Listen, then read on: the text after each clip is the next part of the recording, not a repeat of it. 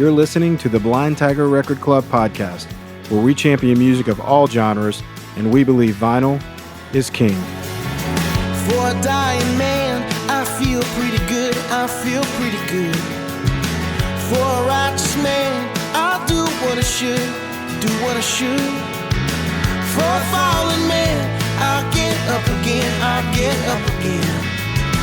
For a dying man, I feel pretty good. Oh, we're born to trouble as the sparks fly high. Born to trouble as the sparks fly.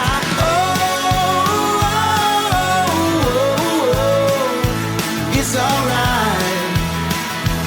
In the light, I see you glowing. It's alright. In the light, I see you glowing. Welcome back to Season 2 and our smaller episode called The 45. I'm David Williams and I'm here with Rudy Newman. Hey, Dave.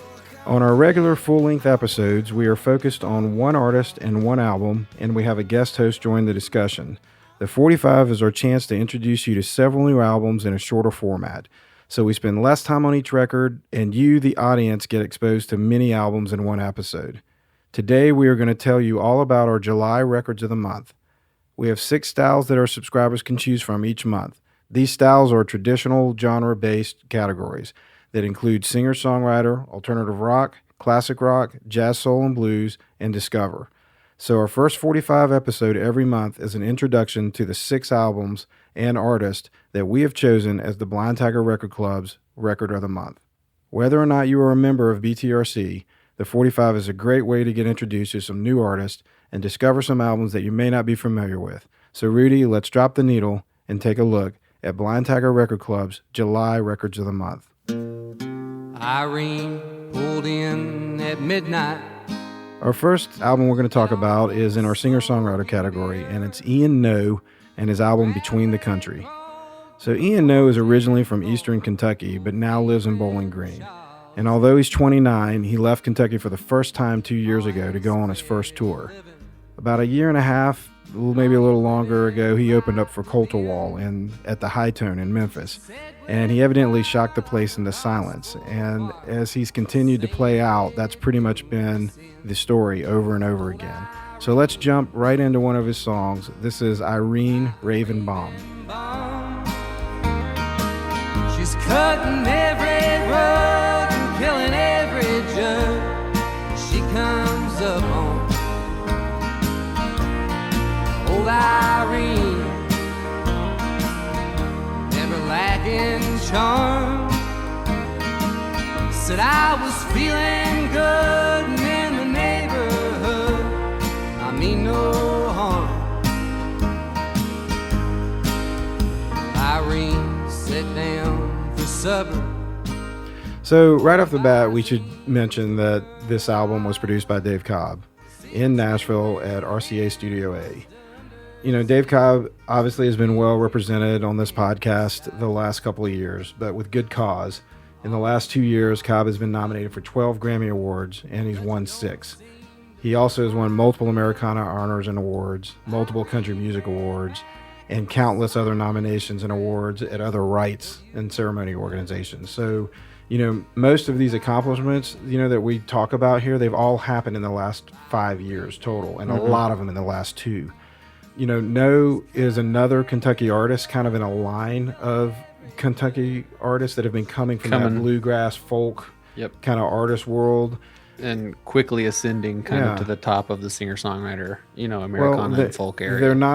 He's not only sharing that Kentuckian background, but he's also, for lack of a better word, he shares a Cobbian background because Dave Cobb worked to help break fellow Kentucky artist Sturgill Simpson, fellow Kentucky artist Chris Stapleton, as well as a non-Cobb artist, you know, that comes from Kentucky, Tyler Childers. Yeah. So there's just been a lot of highly successful, highly respected, critically praised artists in this vein coming out of that area of the country right now, that, you know, for like basically Appalachian influenced music. Yes. Noe literally worked on oil fields through his early 20s. He would work 12-hour days on the rigs and then play music in the local area at night.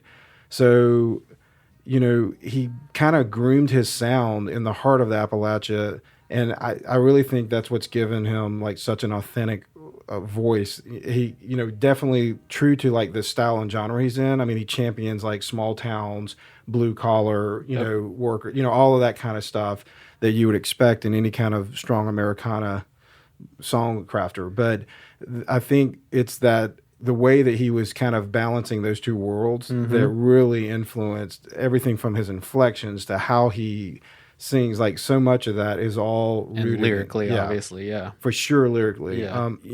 I think also his use of Appalachian speak in his songs, is a big part of his style. Yeah, and like using the vernacular of the area. And I was reading in Rolling Stone, he's asked about his use of idioms. Like there's in the song Between the Country, he says it was a dog den where good men were rare.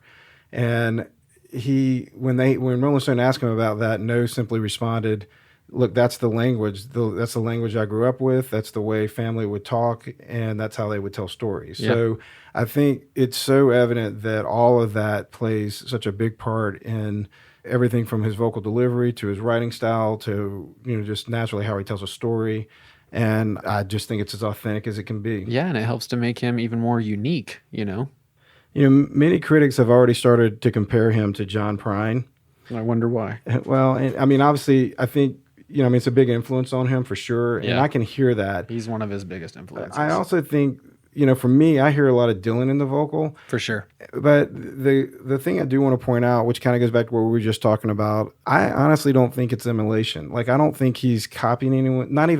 Copying is not the right word. I don't think he's even that influenced, like, stylistically by other artists. I literally think, even when I hear, like, Dylan-esque things, I literally just think that is authentically, naturally how he delivers a song. It's the product of Ian Noe growing up listening to that music and then what comes out of him, I think as it's a even result. deeper than listening to that music. I think it's even like a product of... It's just innate inside of him? Yes, I literally just It's what would have happened no matter what. This is what he sounds like, which...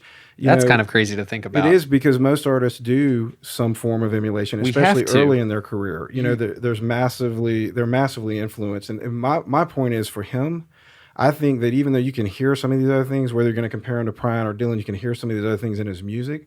But I think for him, those influences that is creating that sound for him is not necessarily the artist before him. They're literally the territory that he comes from, the family and the cultural influences that have kind of impacted his development. And that, to me, is what I think is the greatest defining thing to him, which is also why I think people are responding to him so strongly. Yeah. See the track Meth Head if you don't think that Ian Noe is authentic. I wanted to play another song by him. This one is called Barber Song. And I think that kind of Prine Dylan comparison, if you're really listening for it, you can kind of hear it in this song. But again, just kind of keep that in perspective to like what I'm saying, which is like, I really think there's more going on here than just he's listened to a lot of John Prine in his life. Yeah. All right, this is Barber Song. I'm all aboard back in 1904. I was headed for the Cumberland Gap when a hard summer rain brought death to my train. Colorado come to wash me out. The head engineer said, here and here clear, better hang on and hold your cab. And before I could jump, those mighty rails sunk and the whole damn bridge collapsed. Well, oh my, I'm a train in the sky. Sweet Lord, let me feel no fear. And before I go down, please tell Barbara Brown, well, I love you, my darling.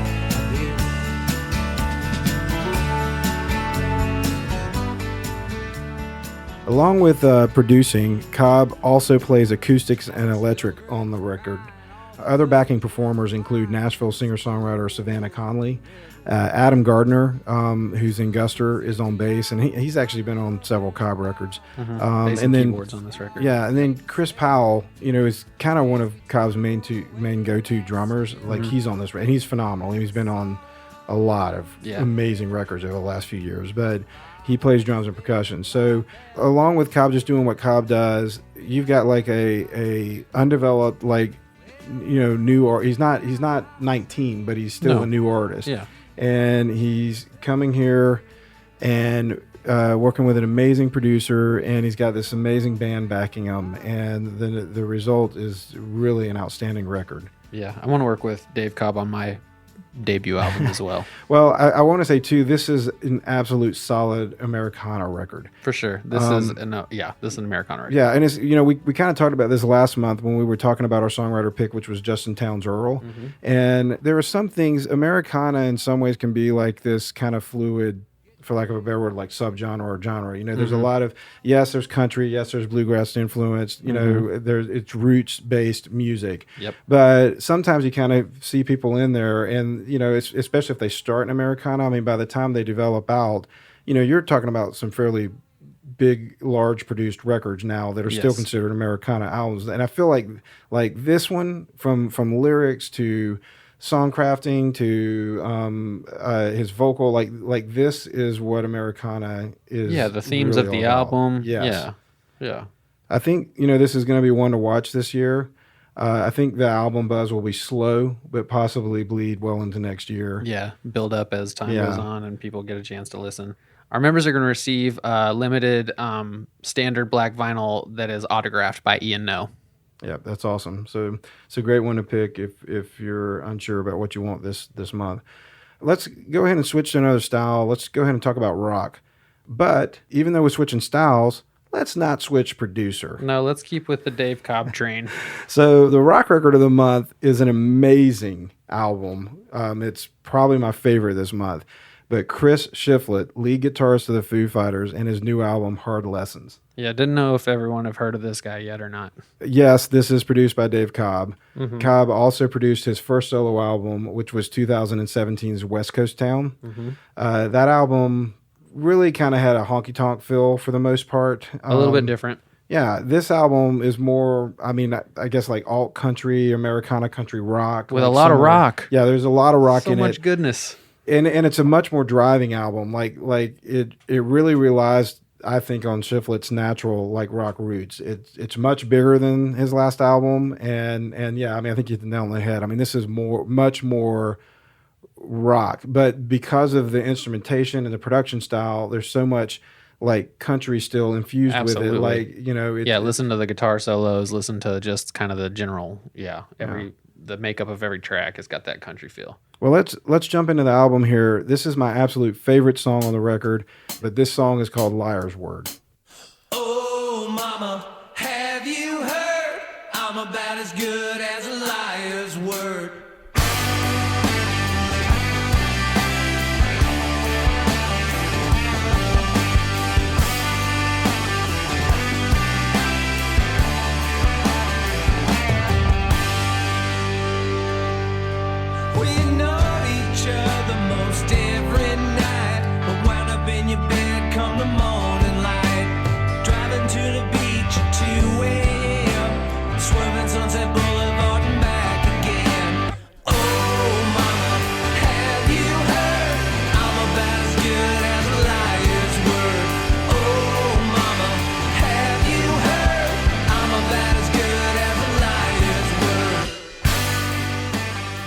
Man, I love that song. You know, Shiflett's done a lot of recording and touring outside Foo Fighters. Mm-hmm. He's played on 11 albums with Me First and the Gimme Gimmes. Yep, they were a big one that I listened to growing up. All cover songs. That's right. Yeah. He's also released 2 Chris Shiflett and the Dead Peasants albums, which, you know, that kind of band entity really kind of set up these eventual solo to come albums to the with solo, kind of the country influences. Yep.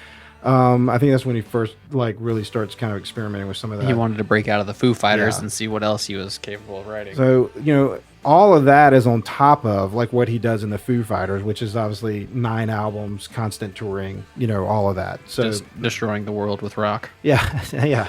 So, you know, in May, Shiflett was playing the Grand Ole Opry for the first time, and I read in a Rolling Stone interview, he basically was just like, man, that's just something I never thought or very expected taken that I would aback, do. and he was actually really nervous, which Yeah. I thought was interesting because as much haven't touring, you played some Yeah. pretty big arenas and venues, But Chris? even he had like such sacred appreciation for, same way when people here play the Ryman Yep. or play the Opry, Which is awesome. Yeah, and Yeah. He didn't come in and basically say like, "Hey, I deserve to be here." Yeah. He knew he was a rock guy, and he was extremely honored and humbled that he was asked to be there, which I just think says a lot about who he is as an artist.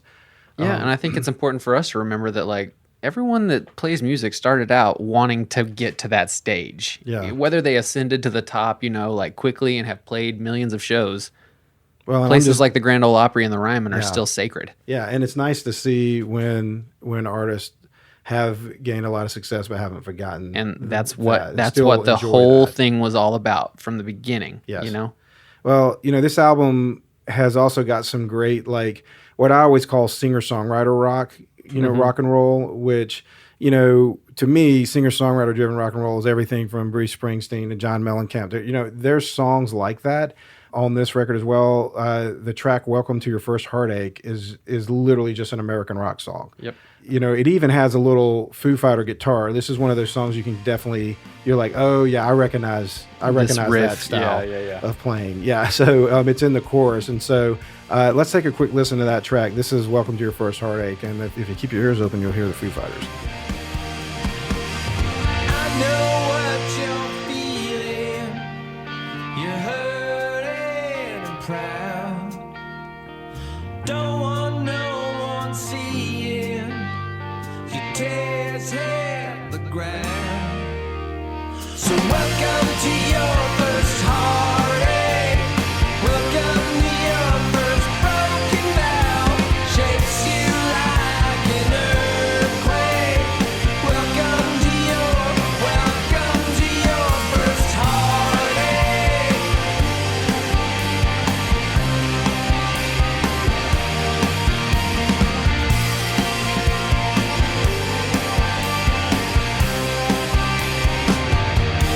I've been where you're standing. So, this album is just full of arena-ready Americana, which really doesn't often go together. But yeah, I mean, a little oxymoronish, but yeah, there's tons of great hooks. There's sing-along choruses. This album has the usual Cobb lineup, which we just talked about on the last record. Chris Powell on drums.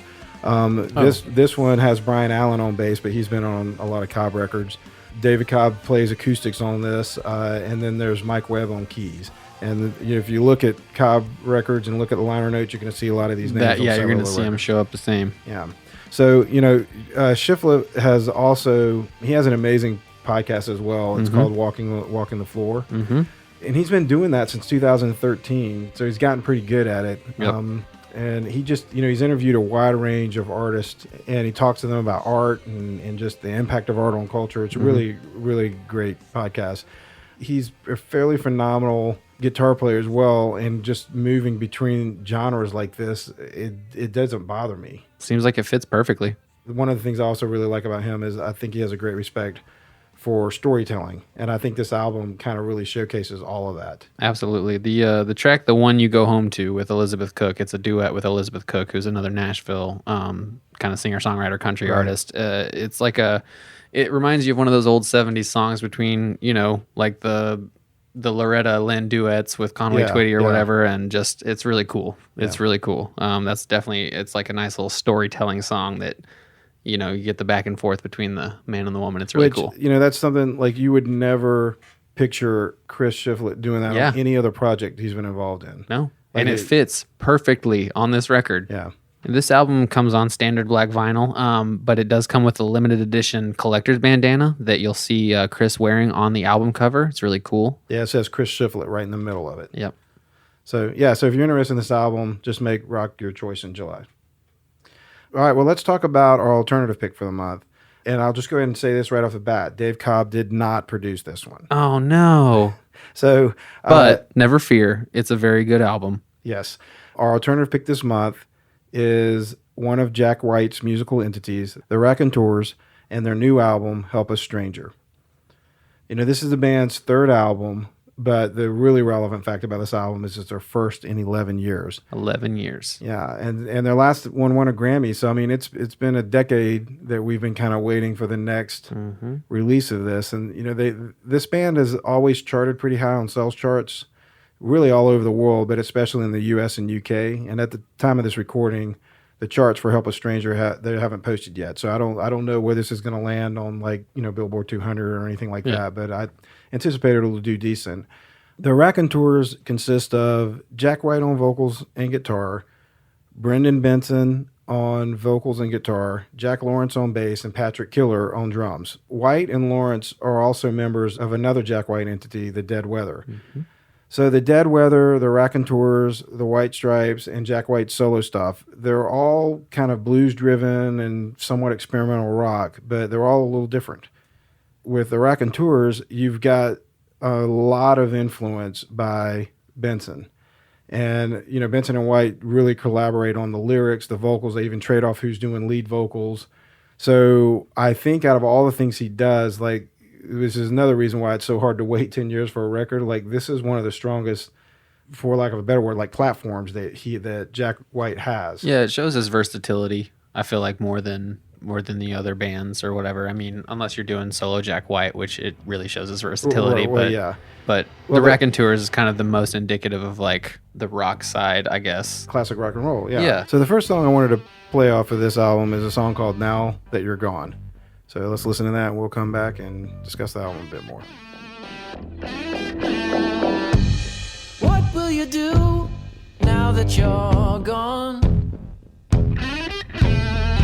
Under somebody new, well, that didn't take long. And where you gonna go? Not that I care. And who can you trust now that I'm not there? Never known such unhappiness. Never thought it would be like this. What will I do now that you're gone? Now that you're gone.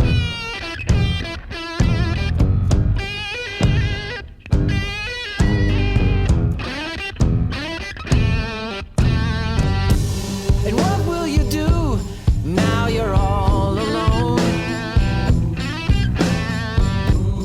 Who's gonna keep you warm out there in the cold? And who's gonna rescue you when you're lost at sea? And who's gonna love you if it isn't me? Never known such. So that song peaked at number 19 on AAA and number 28 on Alternative. Benson sings lead vocals on this one, and the story is they were messing around with doo-wop in the studio, and if you listen to the background after the chorus, you will hear these like oohs, and it's all them messing around with like kind of that doo-wop vibe. It was kind of what really drove the creation of this song. White called this a mix of ballad and a rock song. So the Dead Weather, just to shift gears for a second, you know, they're more of like a super group, for lack of a better word. It consists of Alison Mosshart of the Discount and the Kills, Dean Fertitta of Queens of Stone Age. There's Jack Lawrence, who plays in the Raconteurs, as well as City and Color. White's solo stuff is just that, it's solo. So, you know, in the Jack White universe, the Raconteurs becomes a really important artistic vehicle for him.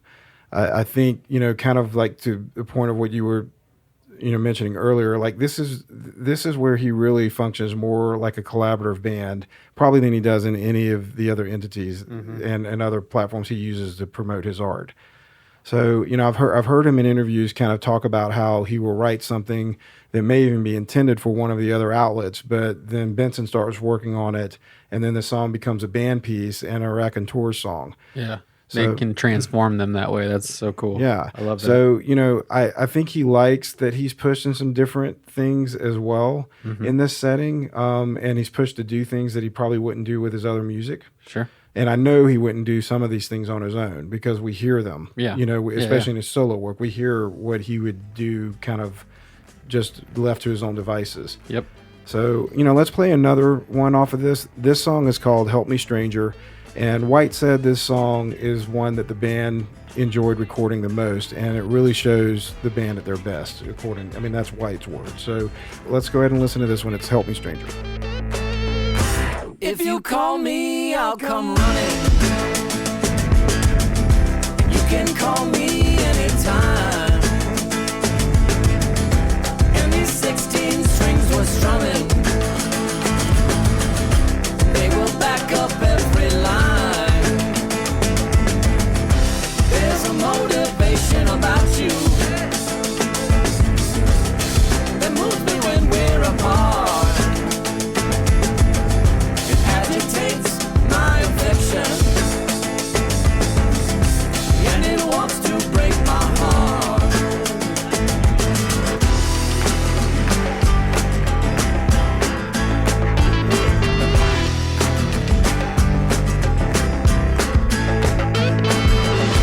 Help me, stranger, help me get it off my mind.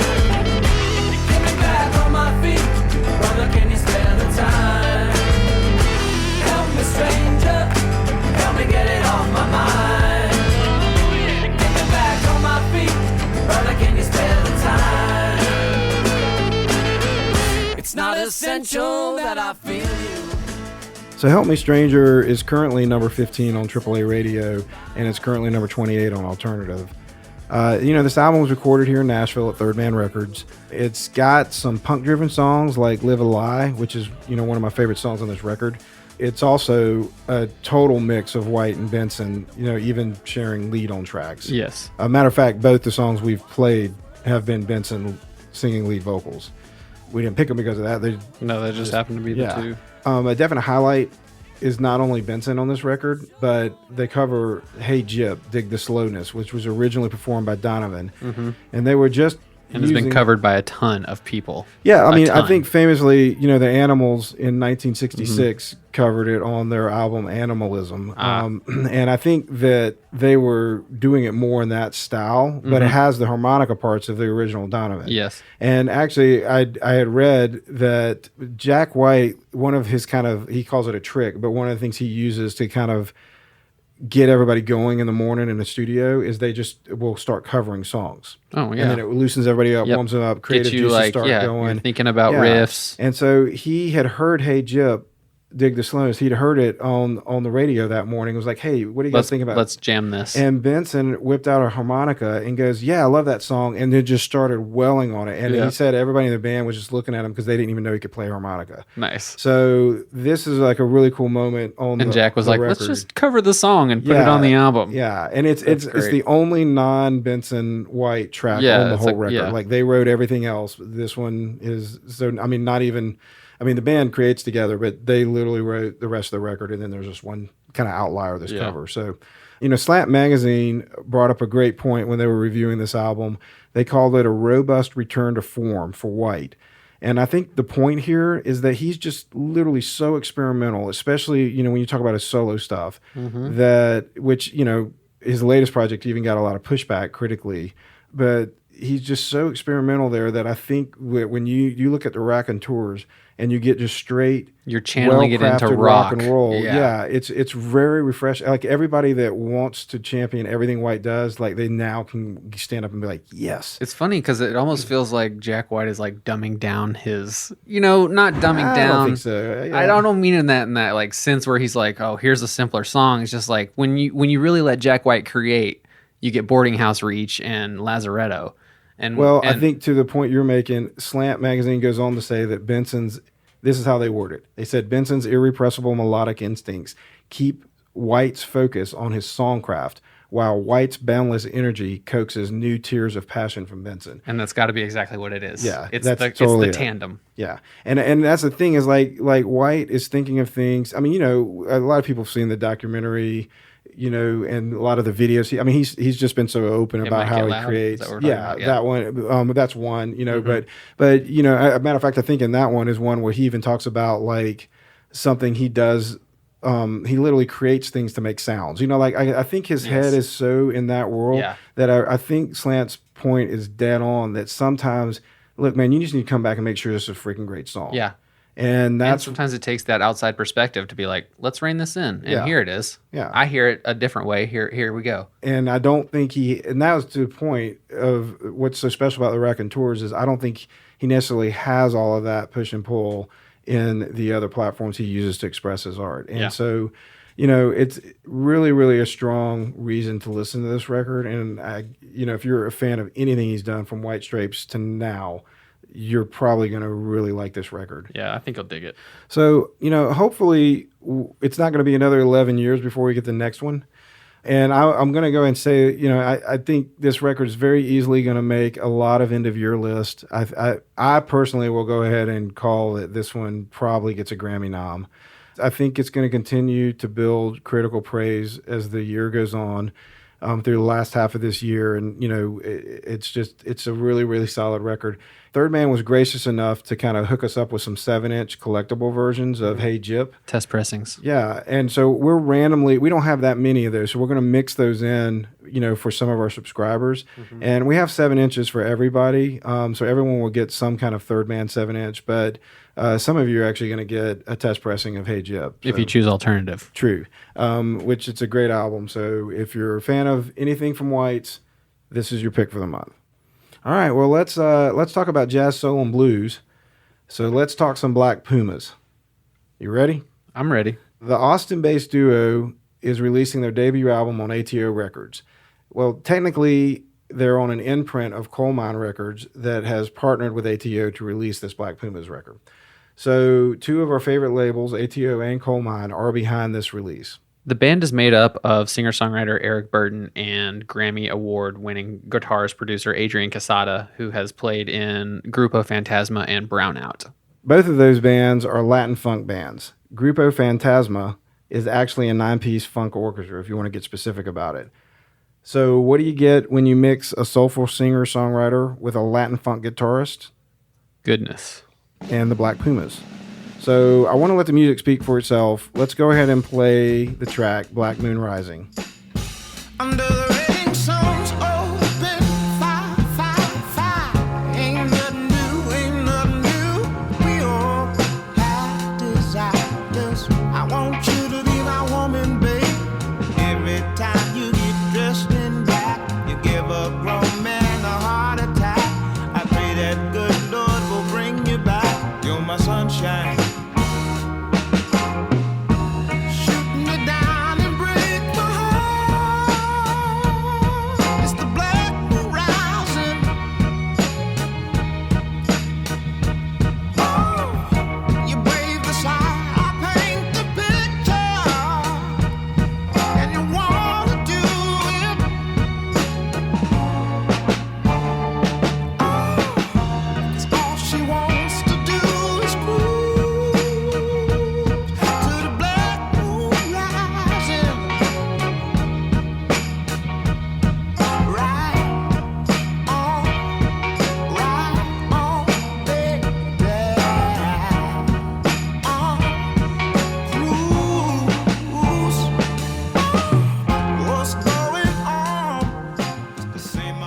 So The Guardian called the Black Pumas one to watch. And they also described it as Sam Cooke meets Wu-Tang Clan. Yeah. What a great comparison. Yeah. So, the album is so songwriter driven that they even posed the example of Neil Young joining Wu-Tang. So, I think the Wu-Tang comparison is pretty evident. Yeah. And, it's not that far off, to be honest, because Quesada, he was building the instrumentals for this album before we even met Burton. And he was actually inspired by Wu-Tang's own Ghostface Killah. So he's pulling intentionally from like that kind of style of musical arrangement. And so, he just needed a singer that could bring the right sound and feel, and he wanted it to be 70s style soul, but still sound fresh and new. And that's where, Eric Burton comes in. Yeah, I saw that Quesada had a friend, mentioned Burton to him, saying that he was the best singer that he had ever heard. And, when they connected, it clicked. I guess Burton sang a song over the phone to Quesada while they were sitting on the phone together, and they were just yeah, let's do this. Yeah. So that's how it all began, kind of. Well, when they actually got together, The first day they were in the studio, they recorded Black Moon Rising that we just played, and then the next song that I want to play, Fire. So let's listen to that. I've got a song on my heart, babe. She keeps me grooving, steady grooving. Got a lover on my mind that keeps me wanting, steady wanting more. There's a fire, for the fire, man. If you're in pain, baby, for the darker, don't be afraid to say I need you. I will understand. So that song, Fire, was the first song that Quesada and Barton wrote together. As I mentioned, they recorded it the first day that they tracked together. So, I call them a duo, but they now have a sextet that they tour with and perform live. So they do everything you're hearing here live. The band won Best New Band at this year's Austin Music Awards. NPR called Black Pumas the breakout band of 2019. So I really think there's a lot of buzz starting to build. We're on for the this forefront group. of this one. really early, but it's going to keep building. Yeah, I imagine their next release is going to be huge. You know what I'm saying? Like, It'll be anticipated for sure. yeah, And- exactly. Yeah, highly anticipated. Yeah. I'll mention a few things that I've read. I pulled some snippets of stuff that people have said about this record since they are brand new. It's just interesting to kind of see what some of the critics out there are saying. But the Guardian said that a debut so perfectly realized by the standards they've set themselves that you wonder what could possibly come next. Another quote I really liked came from NPR Music, and they said, so much more expansive than retro soul, sounds like a record that the Black Keys would do with Marvin Gaye. That's awesome. So yeah, we've got a killer version of this vinyl. It's a limited red and black colored pressing. So get ready for that one. All right, well, let's go ahead and talk about classic rock. So our classic rock pick for the month of July is Brownsville Station. The band was formed in Ann Arbor in Michigan in 1969. And in 1974, the band had its first big single. It was Smoking in the Boys' Room, which went number 2 on Cashbox and number 3 on Billboard Hot 100. It also charted number 27 in the UK. The Motley Crue version, which is the one that I grew up on, was basically the same arrangement. It just had updated production. That version was number 16 on the Hot 100 and was Motley Crue's first top 40 hit. So there's a little bit of history to this band, specifically because of that song, but that was on a different record than the one in our program this month. This album is a self-titled album, so it's Brownsville Station, Brownsville Station. It was released in 1977, and the big single off this album was Lady Put the Light on Me. So let's go ahead and listen to this classic track by Brownsville Station.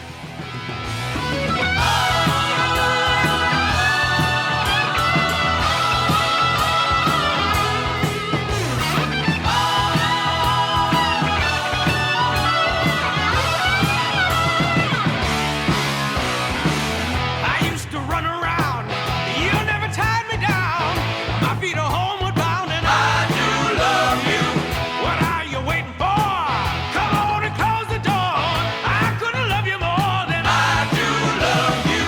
She put the light on, she put the light on, baby, put the light on, right on me. She put the light on, she put the light on, baby, put the light on, right on me. This is one of those bands that you might not know or you might just not know them. That's a great way to put it, though. The band disbanded in 1979, and most of its members were pretty involved in the music industry in other ways. Cub Koda was the band's founder and guitarist. He is one of the co-writers for Smoking in the Boys' Room. And after the band disbanded, Koda had a column in Goldmine magazine called The Vinyl Junkie. And so he kind of ended up being known as this kind of expert vinyl collector and critic. He even wrote some articles in Rolling Stone, so he was definitely a fairly respected music journalist. Drummer Henry Reck went on to produce a lot of bands and worked a lot with Blackfoot. Mike Lutz, who was also a guitarist in the band and co-wrote Smoking in the Boys' Room, he went into production as well, and he worked with a lot of bands and did some big albums with Ted Nugent. So I really think that this band's biggest impact is probably on early 80s rock bands like Motley Crue.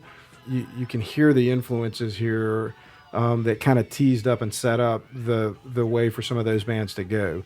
So it's all high energy all the way through. I mean, this is not like 80s metal ballads. Yeah, like I was going to say, there's no balladry here. No. It's like a 70s rock record. Yeah, high energy from very beginning to very end.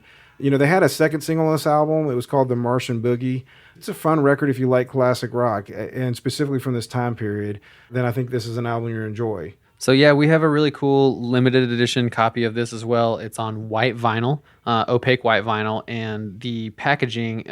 So they only did 1,000 of these of this limited run. It's got the original album art and the jacket and printed inner sleeve. Yeah, and so this is we mention this every so often, especially in this classic rock category, but they do really manufacture like very limited runs with some of these, and I think this is one of those ones that when it sells through, like you probably won't. That's that. You can only find it if you can scrounge up a used one somewhere. Yep, you got to jump on this one or go digging at your local used record store. All right, well let's talk about our Discover record this month. The Discover album is Los Coast and their album Samsara. Los Coast, this is their debut album. And their band is on New West Records. Mm-hmm. And like the Black Pumas, this band hails from Austin, Texas. Yep. So also like the Black Pumas, this is basically a duo. It's made up of Trey Pivot on lead vocals and guitar and John Courtney on guitar, keys, and vocals. Mm-hmm.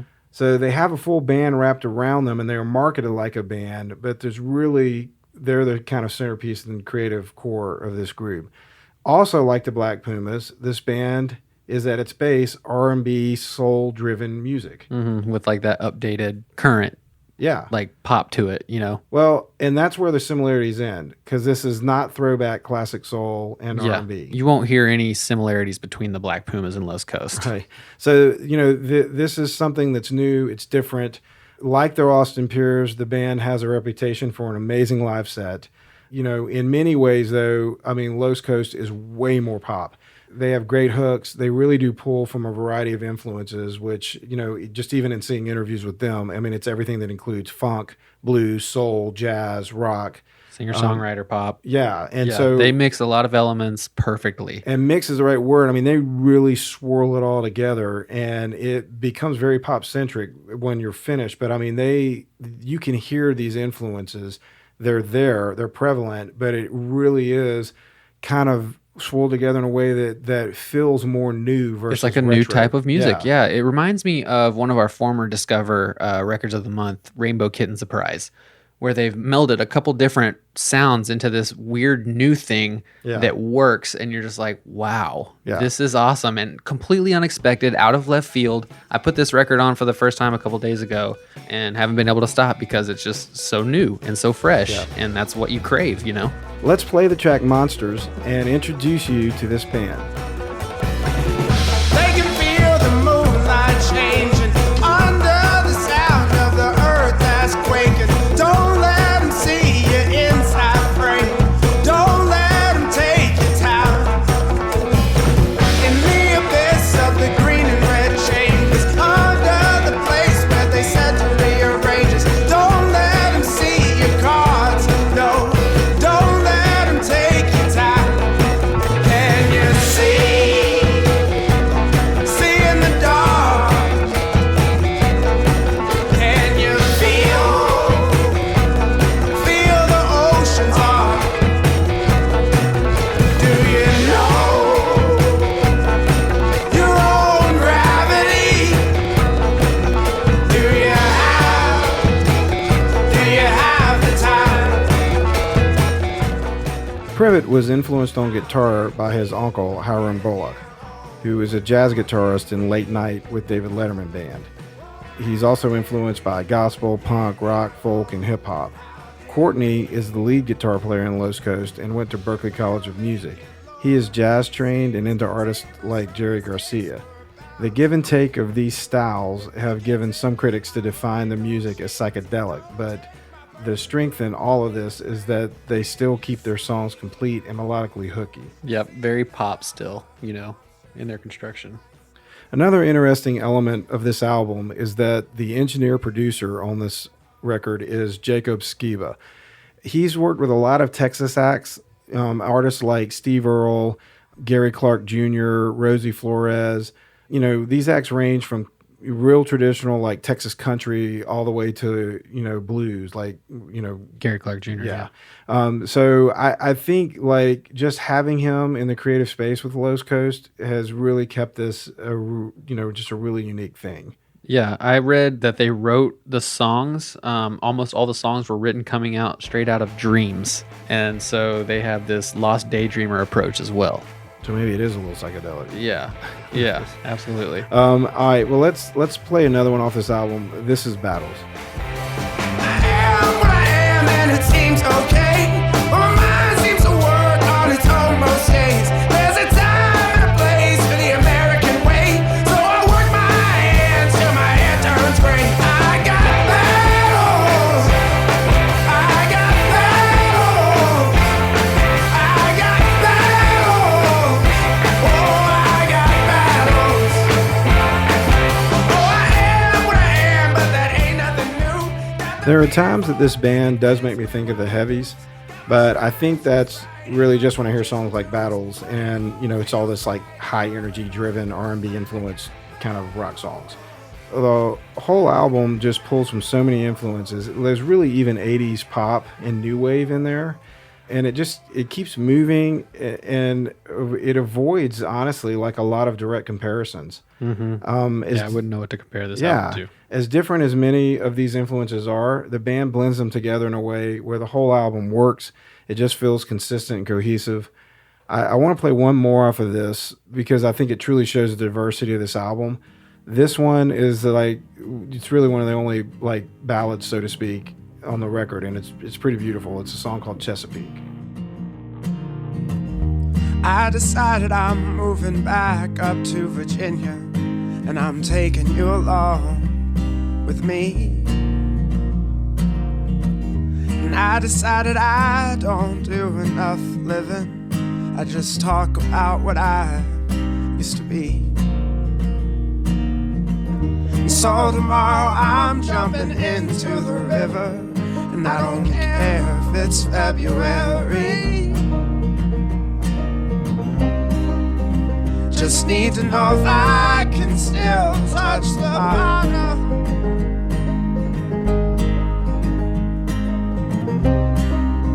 Just need to know if I can still touch the bottom. When I'm gray, how will I measure a day? That one just continues to show like all the influences. The I mean, that song had versatility on the banjo, record. Yeah. So And sounds like just like way more, down tempo and very acoustic driven and a simple pop song. It's so good. it's a really, really strong record. So we got a really cool version of this vinyl for our members. We grabbed straight from New West, the limited edition clear version of this, and we got it autographed by the band. So you're in for a treat if you choose Discover in July. Yeah, we just can't recommend this album enough. Well, I mean, those are the records of the month albums that we've curated for our members in July. This month, we're offering our $5 box deal, so it's a great month to join if you're not already a member. So for this month only, you can use the code JoinOrDie5. Simply put it in when you're checking out. There's a place for you to put the coupon code, and if you enter that, you get your first box for only $5. If you're just getting into vinyl, we have great turntables, speakers, headphones, and other accessories. We even have starter packs that come with vinyl and turntables if you're truly just starting out in the world of vinyl. If you want to find out more, head to blindtackerrecordclub.com and go to the homepage, and you can read more about all the records that we talked about on this show. So until next time, keep the wax spinning. For a dying man, I feel pretty good, I feel pretty good.